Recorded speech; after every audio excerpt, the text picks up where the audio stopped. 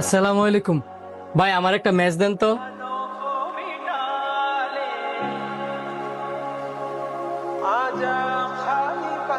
Match লাগবে আপনার? দাঁড়ান দিতাছি।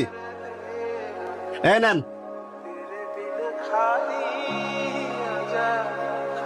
কিরে মুয়াজ্জিনে ম্যাচ দিয়ে কি করে? সিগারেট খাওয়া ধরলো নাকি?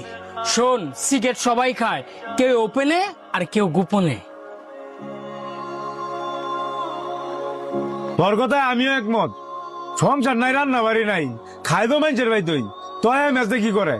এলাকার মানুষের জ্ঞান দিয়া আমগরে বাপ মার সামনে খারাপ বানায়া হ্যাঁ অনেক নিজেই সিগারেট খায়, এইটার একটা বিদ করতেই হইব। তুই ঠিক কইছস। ম্যাচ যদি আর অন্য কোনো কাজে লাগতো তাহলে মসজিদের দিকে গেল হইলে, নদীর বাড়ির দিকে গেছে গেল লিগা। আয় আমরা গিয়ে আজকে হাতে নাতে ধরি। আয় সবাই। হ্যাঁ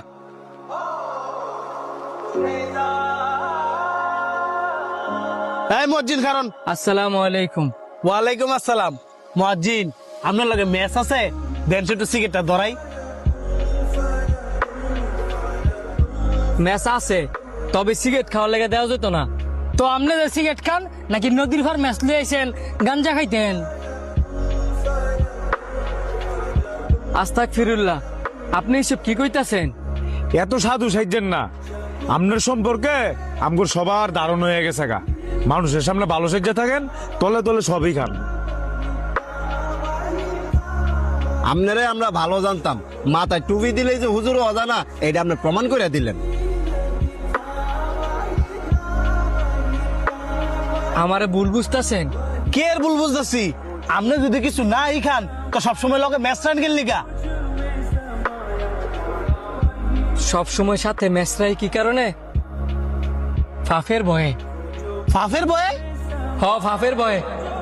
যখন আমার মনে হয় আমি কোনো ফাপ কাছে লিপ্ত হইতেছি, তখন এই ম্যাচটা ধরাইয়া আমি আগুনের তাপ অনুভব করি।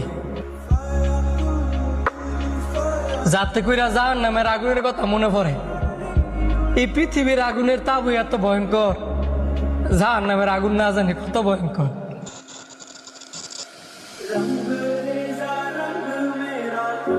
এই ম্যাচের আগুনের তাপই আমি সহ্য করতাম পারি না। আমার যখন যার নামের আগুনের মধ্যে ফালাই দিব, ওই তাপ আমি কেমনে সহ্য করে নিব?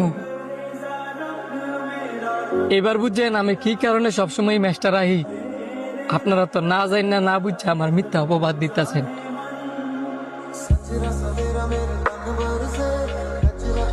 হুজুর আপনি আমগরে মাফ করে দেন।